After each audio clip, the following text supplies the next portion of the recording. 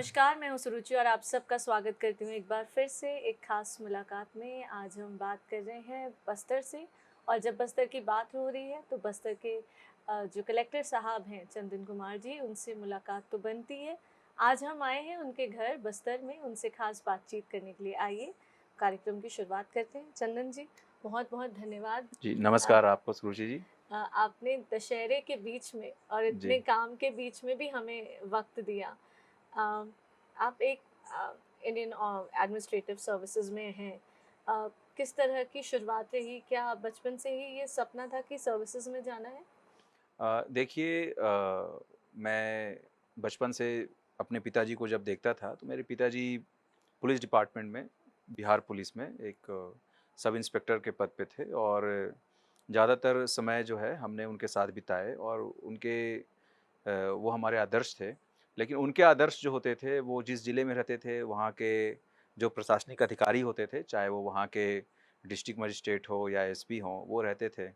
तो कहीं न कहीं वो उनको बहुत ही आइडियलाइज़ करते थे कि अगर समाज सेवा करना हो, देश में अगर कुछ अच्छा करना हो और किसी के व्यक्तित्व का विकास हो और उससे अगर समाज को लाभ होता है, तो वो शायद भारतीय प्रशासनिक सेवा में जाना चाहिए।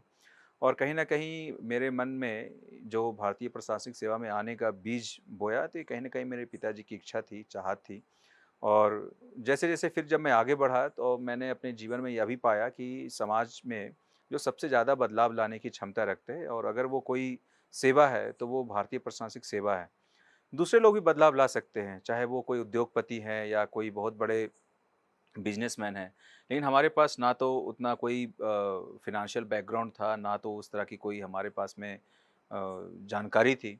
तो अगर उन सभी को हम थोड़ा अलग कर दें, दिगर कर दें, तो फिर मेरे ख़्याल से भारतीय प्रशासनिक सेवा एक ऐसी सेवा है, जिसकी छाप जो है समाज पे छूटती है। अगर आप अच्छा काम करना चाहें, तो आप कई एक हज़ार, लाखों लोगों का आप भला कर सकते हैं।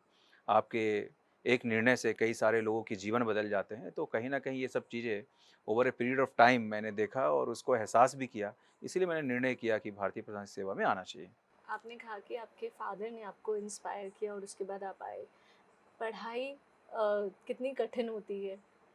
आप आईआईटी से थे? जी, आईआईटी के हाँ। बाद आप इसमें आए, सर्विसेज में आए? जी। नहीं देखिए पढ़ाई में मैं तो ऐसा नहीं कहूँगा कि मैं बहुत बचपन से बहुत अच्छा था। लेकिन हाँ मेहनत करना कभी नहीं छोड़ा, लगातार प्रयास करता रहा, करता रहा, करता रहा। और मेरे ख़्याल से पढ़ाई कठिन नहीं है। एक्चुअली जिस एटीट्यूड के साथ हम पढ़ाई कर रहे हैं और जो लक्ष्य लेके चल रहे हैं, वो बड़ा महत्वपूर्ण रहता है। और अगर हम पढ़ाई को बोझ मान के करें तो वो केवल एक सीमित ही आपका लाभ पहुँचा सकती है। लेकिन अगर आप उसे एन्जॉय करिए, आप उसे हुँ, ज्ञान के लिए पढ़ें, जिससे हुँ, आपका ज्ञानवर्धन हो, व्यक्तित्व का विकास हो और हुँ, आपको आस-पास के लोगों के बारे में जानने का अवसर मिले। हुँ, और हुँ। जो भी आप पढ़ रहे हैं, लिख रहे हैं, अगर आपको ये पता है कि इससे हम कुछ लोगों का भला कर सकते हैं, तो निश्चित तौर पे फिर वो आपके लिए आनंददायक हो जाता है। तो मेरी शुरुआती शिक्षा जो है वो रांची से हुई। जी। रांची में बोर्डिंग स्कूल में मैं रहा, क्लास 5th से मैं वहाँ बोर्डिंग पे था। उसके बाद फिर 12th तक मैं वहीं रांची में मेरी पढ़ाई हुई और उसके बाद फिर मैं बीटेक करने आईआईटी रुड़की आ गया और आईआईटी से पास आउट करने के बाद मुझे तकरीबन 2 साल लगे ये परीक्षा पास करने में और जब यूपीएससी क्लियर हुआ तो मुझे छत्तीसगढ़ कैडर आवंटित हुआ। छत्तीसगढ़ बहुत सारे मायनों में बहुत लोगों के लिए स्पेशल होता है। आपके लिए छत्तीसगढ़ की जर्नी कैसी रही? छत्तीसगढ़ जब शुरू में मुझे मिला तो मुझे ऐसा लगा कि शायद मैं घर से बहुत दूर जा रहा हूँ और उस वक्त अगर आज से हम 10 साल पहले की बात करें तो छत्तीसगढ़ का जो एक इम्प्रेशन था बाहर की दुनिया में वो यही था कि एक वो नक्सलवाद से ग्रसित जगह है। जी। लेकिन जब हम यहाँ पे आए तो यहाँ पे मुझे काफ़ी यहाँ पे विपरीत पाया जो मैं सुना था। यहाँ के लोग बहुत सज्जन हैं, सुशील हैं, साथ ही साथ में यहाँ पे जो वर्किंग एनवायरनमेंट है, वो बहुत ही बढ़िया है और इन सभी चीज़ों का लाभ जो है मैंने प्राप्त किया। यहाँ पे जब ही हम आए तो देखा कि यहाँ पे बहुत सारे ऐसे अवसर हैं, जो हमारे सामने हैं और ये चूँकि उस वक़्त छत्तीसगढ़ को बने हुए बहुत ज़्यादा टाइम नहीं हुआ था। जी। तो ये हमारे लिए भी अवसर था कि छत्तीसगढ़ जब नया बना है और उसके निर्माण में हम कुछ योगदान कर सके, तो ये हमें अवसर प्राप्त हुआ और हमने इसको खूब एन्जॉय किया और हमने पूरा प्रयास किया कि हम लोग छत्तीसगढ़ निर्माण में छत्तीसगढ़ जैसे-जैसे आगे बढ़ रहा है, परिपक्व हो रहा है, मैच्योर हो रहा है, हम लोग भी अपनी सेवा में वैसे-वैसे आगे बढ़ रहे हैं, गिर रहे हैं, सीख रहे हैं, आगे बढ़ रहे हैं।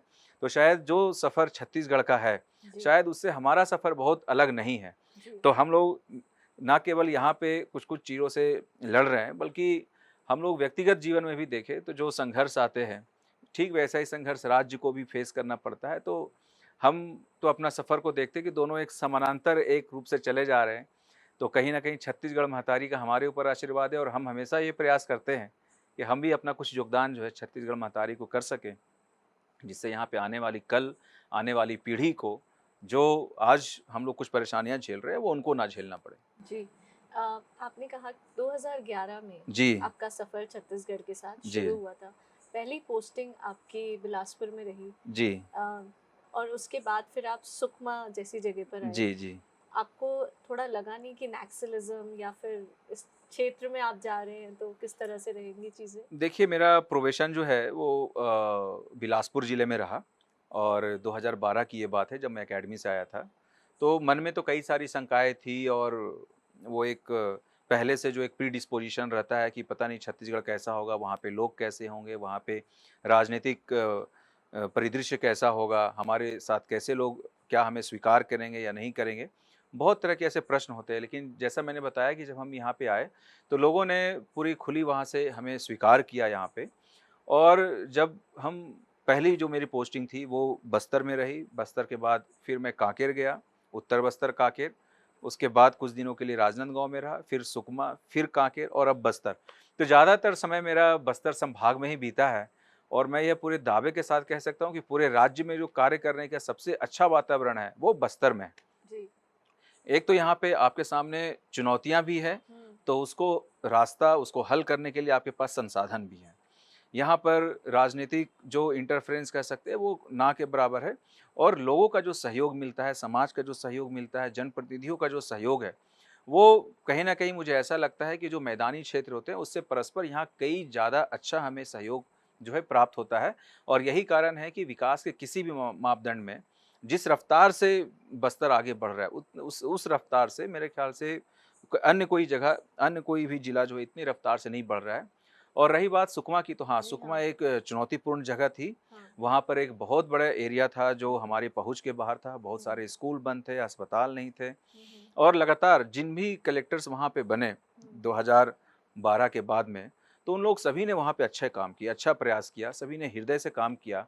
और अगर मैं अपने टर्म की बात करूँ तो वहाँ पे लगभग ऐसे 60 से ज़्यादा विद्यालय जो सलवा जुडूम 2007 में बंद हुए थे, जी हाँ। वो वहाँ पे नए सिरे से खोले गए। हुँ, जगरगुंडा, भेज्जी, किष्टाराम, ये वो ऐसी जगह है जहाँ पे लोग जाना नहीं चाहते थे या बहुत ज़्यादा भय व्याप्त था। हमने उन जगहों को भी आबाद करने का प्रयास किया राज्य शासन की मंशा और राज्य शासन के निर्देशों पे और आज वो जगह जो आबाद हो गए, वहाँ पे स्कूल खुल गए, हॉस्टल खुल गए, लोग आ रहे हैं। हॉस्पिटल जो है बड़ी संख्या में वहाँ खुले। तो जो हमारे सामने चुनौती थी, हमने उसको कहीं न कहीं अवसर में उसको तब्दील किया और उसका परिणाम सबके सामने है कि आज जो नक्सलवाद है वो सिमट कर कुछ स्क्वायर किलोमीटर में रह गया है। आज उनको नए लोग नहीं मिल रहे रिक्रूटमेंट करने के लिए और राज्य शासन में हर दिन नए जो कैंप्स खुल रहे हैं और नए जो विकास के आयाम आ रहे हैं, जी। जो हमारे सड़क बन रहे हैं, अस्पताल बन रहे हैं, स्कूल खुल रहे हैं, तो कहीं न कहीं जो अ, विकास और विश्वास, ये दोनों साथ-साथ समानांतर जो है बस्तर में चल रहा है और ये सभी को दिखाई दे रहा है। आज ये महसूस कर रहे हैं कि बस्तर बदल रहा है।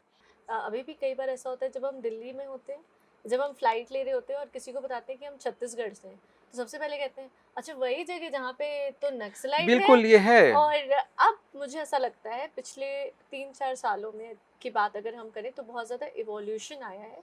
लोग कल्चर और क्राफ्ट को भी आगे लेकर आ रहे हैं।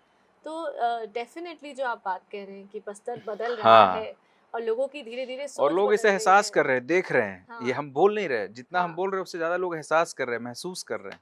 मैं खुद अभी बस्तर के आसपास जगह में गई हूँ। बहुत सारी बच्चियों से मैंने बात करी। सब बच्चियाँ स्कूल जा रही हैं, पढ़ रही हैं, डर नहीं है। मैंने वो शब्द यूज़ नहीं किया हुँ, नैक्सलिज़्म या फिर इस तरह का, बट अब उनमें वो बात नहीं है, बिल्कुल। जो पहले लोग कर रहे थे। देखिए, आपको मैं बताऊँगा, अगर हम बस्तर की बात करें, पहले यहाँ पे जो लोग आते थे, सबसे ज़्यादा लोग यहाँ पैरामिलिट्री के आते थे या बाहर के ऑफ़िसर्स आते थे देखने कि बस्तर में चल क्या रहा है। हुँ, आज बस्तर जो है एक टूरिज़्म के हब के रूप में डेवलप हो रहा है। यहाँ पे आज होम स्टेज़ हैं, 26 से ज़्यादा होम स्टेज़ यहाँ पे आज हैं। यहाँ पे नए-नए होटल्स खुले हैं और ऐसे कई सारे हमारे सामने टूरिज़्म के स्पॉट्स आए हैं, चाहे वो चित्रकूट हो, चाहे वो तीरथगढ़ हो, जी। चाहे वो मेंद्री घूमड़ हो, चाहे वो हमारा अन्य ऐसे कई जगह पे हैं। और आज आप अभी दशहरा का पर्व चल रहा है, आप जाके देखिए यहाँ के किसी भी होटल में रूम खाली नहीं है। जितने होटल्स हैं, जितने होम स्टेज़ हैं, जितने लॉज हैं, वो आज सारे सारे भरे हुए हैं। तो आज लोगों का जो विशेष रुचि यहाँ पे आया है, वो हुँ, इसलिए आया क्योंकि आज बस्तर जो है शांति की ओर अग्रसर है, हुँ, बस्तर विकास की ओर अग्रसर है, हुँ, बस्तर लोगों को अपनी तरफ आमंत्रित कर रहा है, इसकी जो सुंदरता है और आज लोग हिचकिचा नहीं रहे हैं बस्तर आने में। हुँ, आज उनको अच्छा लग रहा है कि आज वो देश के उस कोने में हैं, जहाँ हुँ। पे वो जाकर एक नई संस्कृति, एक नई परंपरा, एक नए सिरे से लोगों को जानने का, देखने का अवसर मिलता है। तो ये हमारे लिए सभी एक शुभ संकेत है और अगर हम इसी तरह चलते रहें तो निश्चित तौर पर आने वाले समय में बस्तर जो है ना केवल पूरे भारत की बल्कि पूरे विश्व की ये जो है आदिवासियों की राजधानी कहलाएगी क्योंकि जिस तरह से यहाँ पे कला संस्कृति परंपरा उनके जो गुण हैं उनको सहेजने का काम हो रहा है ये अप्रत्याशित रूप से हो रहा है। अभी ऐसे कौन-सी चीज़ें हैं जिसको आप देखते हैं आने वाले समय में आप उसमें आपको लगता है कि काम की ज़रूरत है या स्कोप ऑफ वर्क है, जो आपको लगता है अभी भी ज़रूरी है, जो कि आप है? देखिए यहाँ पे अगर हम कुछ गैप्स की बात करें या जो आगे आने वाले भविष्य में हम क्या अच्छा कर सकते हैं। सबसे पहला मैं आपको बताऊँगा जैसा आपने बात किया कि जब आप दिल्ली से आते हैं छत्तीसगढ़, तो अब मैं आपको बताऊँगा कि एक प्रयास हमारा ये है कि जो जी। एयर कनेक्टिविटी यहाँ पे हुई है, हाँ। ये अपने आप में एक बहुत ही एक नया चीज़ यहाँ पे हुआ है और उसका एक अच्छा प्रतिसाद जो है लोगों का मिल रहा है। तो अभी ये जो एयर कनेक्टिविटी है वो रायपुर से जगदलपुर और जगदलपुर से हैदराबाद की है। हमारा ये प्रयास रहेगा कि हम अगर इसे दुनिया के नक्शे पे अगर हम बड़े रूप में प्रस्तुत करना चाहते हैं तो ये कहीं न कहीं दिल्ली से कनेक्ट हो और दिल्ली में ऐसे कई सारे लोग हैं जिनकी रुचि जो है बस्तर आने में है, इसे देखने में है। तो एयर कनेक्टिविटी है जिसमें काम करने की आवश्यकता है। दूसरा रेलवे कनेक्टिविटी है जिस पे और भी काम करने की आवश्यकता है। आज भी बस्तर जो है रायपुर से अगर डायरेक्ट रेलवे से कनेक्टेड नहीं है, इस दिशा में काम हो रहे हैं, कुछ काम हुए भी और कुछ काम अभी और होना शेष है। तो कहीं न कहीं हमें कनेक्टिविटी के ऊपर विशेष काम करना है और कनेक्टिविटी का ही जो तीसरा पहलू है, जो है नेटवर्क कनेक्टिविटी, जी, मोबाइल नेटवर्क जी। कनेक्टिविटी, वो अभी हमारे कुछ क्षेत्रों में नहीं है।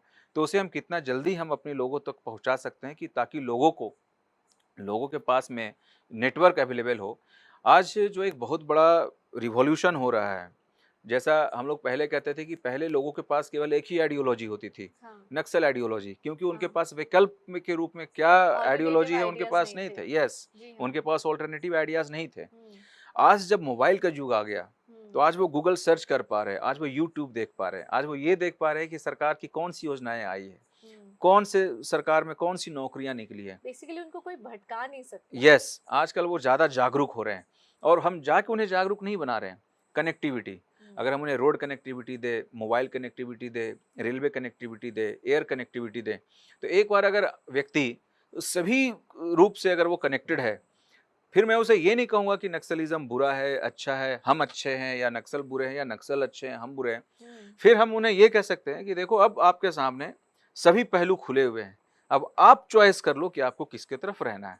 और मैं पूरे शर्तों के साथ कह सकता हूँ कि ये शत प्रतिशत लोग मुख्य धारा से जुड़ेंगे और जी। जुड़ भी रहे हैं। साथ ही साथ में जो यहाँ पे लोगों के बीच में यहाँ हम बस्तर में बैठे हैं, यहाँ बहुत तरह के एक 2 तरह की इकोनॉमी, एक हुँ, एग्रीकल्चर इकोनॉमी है हुँ, और एक फॉरेस्ट इकोनॉमी है। हुँ, अभी ये जितने भी इकोनॉमी है उसमें हुँ, कहीं पे भी वैल्यू एडिशन का काम नहीं हो रहा है। हुँ, जबकि यहाँ पे इतना ज़्यादा स्कोप है वैल्यू हुँ, एडिशन करने का, चाहे वो महुआ हो, टोरा हो, इमली हो, साल बीज हो, चिरौंजी हो, बहुत तरह की चीज़ें हैं। तो यहाँ पे एक उद्योग का बहुत बड़ा स्कोप है, जो इस तरह के छोटे-छोटे उद्योग जिसमें लोगों को हुँ, विस्थापित नहीं होना पड़े, हुँ, लेकिन वो अगर थोड़ा वैल्यू एडिशन करेंगे, हुँ, तो हुँ, अपने आप में एक बस्तर का जो ब्रांड उभर के आएगा, जी। वो जो पूरे भारत में काफ़ी आगे जाएगा। अभी भी यहाँ हम लोग कई सारे प्रोडक्ट पे काम कर रहे हैं, चाहे वो महुआ का लड्डू हो, चाहे हुँ, वो हमारा तिखुर का शेक हो हुँ, और इसके बहुत ज़्यादा जो है स्वीकार्यता जो है पूरे दूसरे प्रदेशों में, दूसरे जो लोग जो भी इनको कंज़्यूम कर रहे हैं, हुँ, स्वीकार्यता बहुत ज़्यादा है। तो ये कुछ एक सेक्टर्स हैं जिसके ऊपर काम करने की आवश्यकता है और इसके ऊपर लगातार जो है राज्य शासन हो, चाहे जिला प्रशासन हो, लगातार काम कर रहे हैं। एक और जो है टूरिज़्म जो जी, एक सेक्टर है, जी, टूरिज़्म एक एम्प्लॉयमेंट इंटेंसिव सेक्टर होता है और बिल्कुल। यहाँ पे जितनी इसकी क्षमता है, शायद कहीं न कहीं अभी हमें और इसमें कड़ी मेहनत करने की आवश्यकता है। कि ताकि ज़्यादा से ज़्यादा टूरिस्ट जो है, जो यहाँ पे आना चाहते हैं, वो यहाँ पे आए, यहाँ एक्सप्लोर करें, यहाँ के बारे में जानें। और हर वो टूरिस्ट जो यहाँ पे आए, उसको हम ऐसी सेवाएँ दें कि जब वो यहाँ से बाहर जाएँ, तो वो बस्तर का ब्रांड एम्बेसडर बन के जाएँ। तो ये एक प्रयास जो है हम लोग कर रहे हैं, और ये कुछ-कुछ सेक्टर्स है जो हम आगे कर रहे हैं। जी, और एग्रीकल्चर की बात करें, तो यहाँ का जो वेदर है, जी, आपको जानकर हैरानी होगी कि यहाँ का वेदर जो है कॉफ़ी प्लांटेशन के लिए बहुत अच्छा है। हमने जी, अभी 1000 हेक्टेयर में कॉफ़ी प्लांटेशन का काम कर रहे हैं, जी, और इसके लिए राज्य शासन ने टी कॉफ़ी बोर्ड का भी स्थापना किया है। जी, तो यहाँ के जो वेदर कंडीशन है, ये हाँ, बहुत सारे ऐसे प्रोडक्ट्स हैं जिसके लिए बहुत सूटेबल है।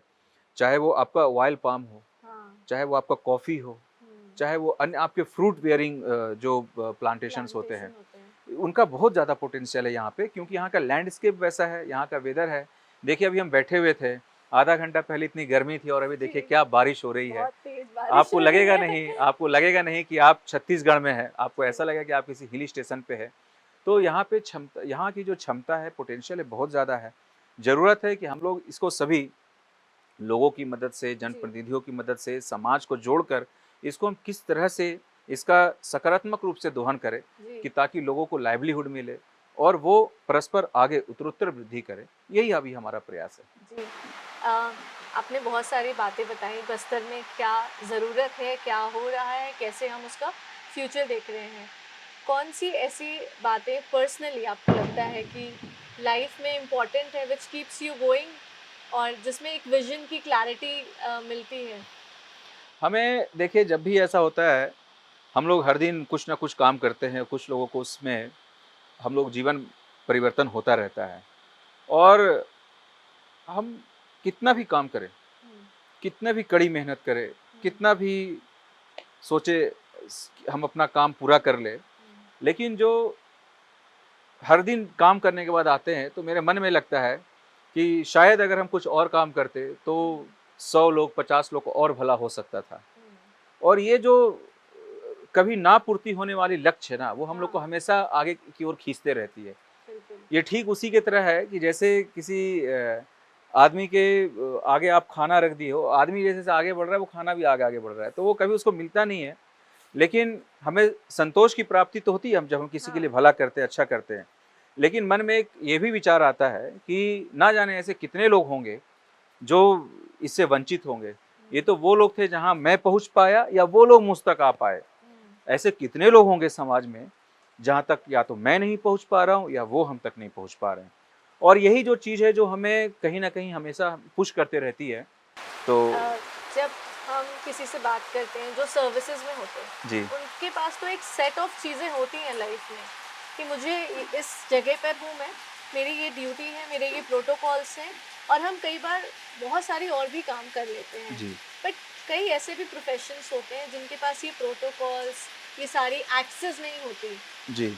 वो किस तरीके से शामिल होके काम कर सकते हैं लोगों के लिए? ये जो आपने कहा कि जो मेबी हमारी तरह वो एक सिस्टमैटिक सर्विस में नहीं है, हाँ, लेकिन अगर वो भी कुछ करना चाहे, तो वो कैसे अपना योगदान दे सकते हैं।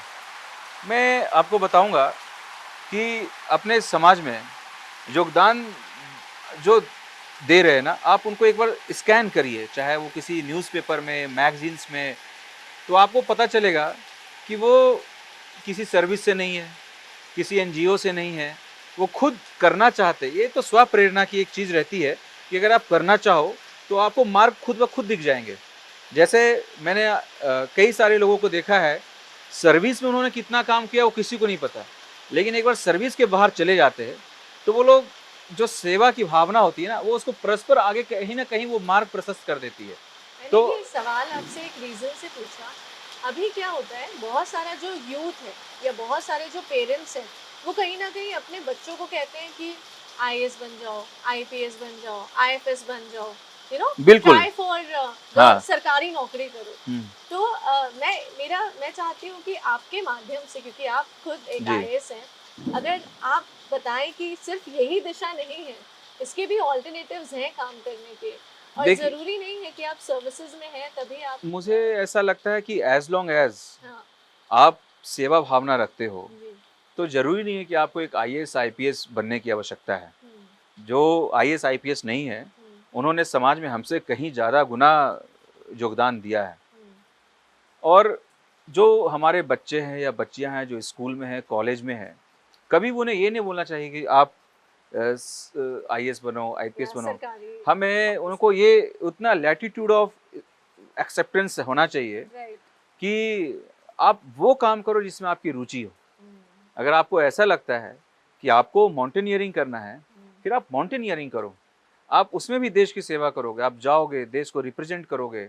अगर आपको ऐसा लगता है कि आप म्यूज़िक अच्छा बजा सकते हो, बिलीव मी, ऐसा कोई भी व्यक्ति नहीं हुआ जो म्यूज़िक नहीं सुनता होगा। और जब हम म्यूज़िक सुनते हैं तो हम फिर से एक बार एनर्जाइज़ हो जाते हैं और काम करने की इच्छा होती है। जी। एंड डायरेक्टली इनडायरेक्टली वो अपनी सोसाइटी को सर्व कर रहे हैं, एक उनके लिए ऑडियंस है, जी उनको हाँ। वो सर्व कर रहे हैं, एक इंडस्ट्री चला रहे हैं। तो ऐसा कोई भी क्षेत्र नहीं है जो हम कह सकते हैं कि ये सामाजिक सेवा नहीं है, या समाज समाज की सेवा सिर्फ वही लोग नहीं है जो हम लोग कर रहे हैं, किसी को जाके कर रहे हैं। कुछ प्रत्यक्ष रूप से हो सकता है, जी हाँ। कुछ अप्रत्यक्ष रूप से हो सकता है। बहुत बड़े बड़े उद्योगपति होते हैं, हम लोग उनको एक दूसरे दृष्टिकोण से देखते हैं कि ये तो उद्योगपति है, हाँ। बट आप ये देखिए कि वो कितने लोगों के लिए रोजगार सृजन करता है, हाँ। वो दूसरे लोगों के लिए रिस्क लेता है। हाँ, डायरेक्टली इनडायरेक्टली उसको मुनाफा भी होता है, लेकिन कहीं ना कहीं वो समाज निर्माण और कई सारे लोग उनसे जुड़े हुए होते हैं। तो हम अपने बच्चों को भी ये नहीं कहते कि बेटा आप अच्छा ऑथर बनो, या हम कभी उसको इस चीज़ के प्रमोट नहीं करते कि आप अच्छा खेलो। जबकि मेरा ऐसा मानना है कि ये आईएएस बनना, आईपीएस बनना, अगर आपको लगता है कि हाँ आपको बनना चाहिए, आप इसके लिए प्रयास करो। लेकिन अगर किसी के कहने से, कि वो कहता है, मेरे मम्मी कहती है, मेरे अंकल कहते हैं, या मेरा दोस्त कहता है, या मेरे चाचा जी हैं, फिर गुंजाइश ऐसी है कि शायद वो फिर आपसे क्लियर भी ना हो पाए, क्योंकि वो अंदर से वो आवाज़ आनी चाहिए। और कहीं न कहीं हमें अंदर की आवाज़ को सुननी चाहिए, और माँ-बाप को भी ऐसा चाहिए कि अपने बच्चों के ऊपर अनावश्यक प्रेशर ना डालें। किसी को सॉफ्टवेयर के फील्ड में जाना है, तो उसे जाने दो। वो केवल सॉफ्टवेयर इंजीनियर केवल सॉफ्टवेयर नहीं बनाता है, वो समाज भी बनाता है, वो देश बनाता है। तो कोई डॉक्टर बनना चाहता है, it is such a noble profession. अगर कोई चाहे सरकारी रहो, प्राइवेट रहो, अल्टीमेटली आप समाज को सर्व कर रहे हैं, लोगों को सर्व कर रहे हैं। अगर कोई प्राइवेट हॉस्पिटल में भी है, अगर कोई बहुत एक्सीलेंट डॉक्टर है, अलग जी। उसने अगर स्पेशलाइज्ड किया है किसी चीज़ में, कहीं न कहीं उसकी सेवा तो समाज वाले को ही मिल रही है, समाज से बाहर बिल्कुल। आके तो कोई उसकी सेवा ले नहीं रहे हैं। बिल्कुल। तो मेरे ख्याल से एक आदमी में इतनी स्वच्छंदता होनी चाहिए कि वो अपना प्रोफ़ेशन और अपना करियर वो अपने हिसाब से, अपना जो एटीट्यूड है, अपना एप्टीट्यूड है, जिस फ़ील्ड में मुझे जाना है। जी हाँ। बहुत सारी ऐसी ट्राइब्स हैं जो हुँ, बस्तर में हैं जिनको अब रिकग्निशन मिला है जी। फाइनली। आपको क्या लगता है कि उनके साथ किस तरह से हमें आगे बढ़ना चाहिए, क्योंकि वो भी सुरक्षित रहें, उनके कल्चर भी सुरक्षित रहें और उनको बाकी चीज़ों का एक्सेस भी मिले? देखिए, अभी जो कुछ जनजातियाँ हैं जिसके बारे में आप बात कर रहे हैं, जी। उनको अभी मान्यता मिला है। जी। बेसिकली वो वैसे हैं जो ट्राइब्स तो थे ही, बट कुछ त्रुटियों की वजह से वो हमारे जी। उससे बाहर थे, सूची से बाहर थे। जी। निश्चित तौर पर वो अभी आए हैं, हम्म। तो उनके भी संरक्षण का पूरा ख़्याल रखा जाएगा, हम्म। और जो भी अधिकार जो है, और दूसरी जो चीज़ें रहती है जो हम सामान्य रूप से किसी भी आदिवासी वर्ग के व्यक्ति को देते हैं, ये उनके लिए भी रास्ता खुला रहेगा। हम्म। और अभी तक तो निश्चित तौर पे वो काफ़ी संघर्ष करते रहे होंगे, तो जब आज उनको जब ये अनुसूचित जनजाति होने का लाभ मिलेगा, तो वो निश्चित तौर पे आगे निकल जाएँगे। क्योंकि वो अभी तक संघर्ष करते ही रहे थे, जी हाँ। सामान्य वर्गों के साथ या किन्हीं अन्य वर्गों के साथ। तो वो एक चीज़ है। और जहाँ तक रही बात कि किसी की भी कला, संस्कृति, परंपरा इत्यादि को सहेजने की, उसको संवर्धन करने की, तो वो काम बस्तर में बहुत अच्छे से हो रहा है। चंदन जी, एक आखिरी सवाल, जी। जाते जाते आप बस्तर के लिए हुँ, कुछ लाइंस आपको जो फील होती हैं, हुँ। जो आपके अनुभव से है, जो बहुत दिल के करीब आपको कुछ लगती हैं फीलिंग्स, वो क्या है? देखिए, आज तक मैं जिस किसी भी जगह पे सीखा हूँ, पढ़ा हूँ, चाहे वो स्कूल हो, कॉलेज हो, महाविद्यालय हो, उन सबसे ज़्यादा टाइम मैंने बस्तर में बिताया है। और जितना ज़्यादा मैंने यहाँ पे सीखा, वो शायद मैं कहीं और नहीं सीख सकता। यहाँ के जो अ, बस्तरिया जो कल्चर है, वो कहीं न कहीं हमारे अंदर में वो कुछ आ चुका है, उसको मैं हमेशा चेरिश करूँगा। यहाँ के लोग, यहाँ का खान-पान, यहाँ की संस्कृति, अभी हम लोग सभी ने बस्तर दशहरा का एक झलक जी। देखा, जी। ये दुनिया में और कहीं नहीं दिख सकता। तो इन सभी चीज़ों को मैं हमेशा बहुत मिस करूँगा, कभी भी रहूँ, कहीं पे भी रहूँ। तो बस्तर जो है अपने आप में एक अनोखा जगह है हम्म, और यहाँ पे काम करने का एक अच्छा मुझे अवसर मिला है हम्म, और मैं यहाँ पे कुछ काम कर सकूँ और यहाँ के लोगों के काम आ सकूँ। हम्म, मेरा बस यही प्रयास रहेगा और आने हम्म, वाले टाइम में भी ये बस्तर की जो पूरी हमारे अनुभव है, हम्म, वो हमारे स्मृति पटल में हम्म, बिल्कुल स्थायी रूप से चिन्हांकित हो चुकी है। तो इसके एक-एक क्षण जो हम यहाँ बिताते हैं, वो जी, हमारे लिए बहुत ही बेशकीमती है। जी। तो आपने सुनी पूरी बातचीत चंदन जी के साथ हमारी। बस्तर के बारे में वो क्या सोचते हैं, क्या महसूस करते हैं और वो क्या आगे करना चाहते हैं। बहुत कुछ चंदन जी ने एक वक़्त बिताया है, बहुत सारे काम किए हैं और वो आगे आने वाले समय में और भी बहुत सारे काम करना चाहते हैं। बहुत सारी ऐसी प्रश्नों के उत्तर दिए, एक आईएएस होते हुए जहाँ पे लोग कहते हैं कि ये इम्पोर्टेंट है और ये नहीं है। तो आई होप कि आपको इंटरव्यू अच्छा लगा हो, आपको कुछ सीखने मिला हो बस्तर के बारे में।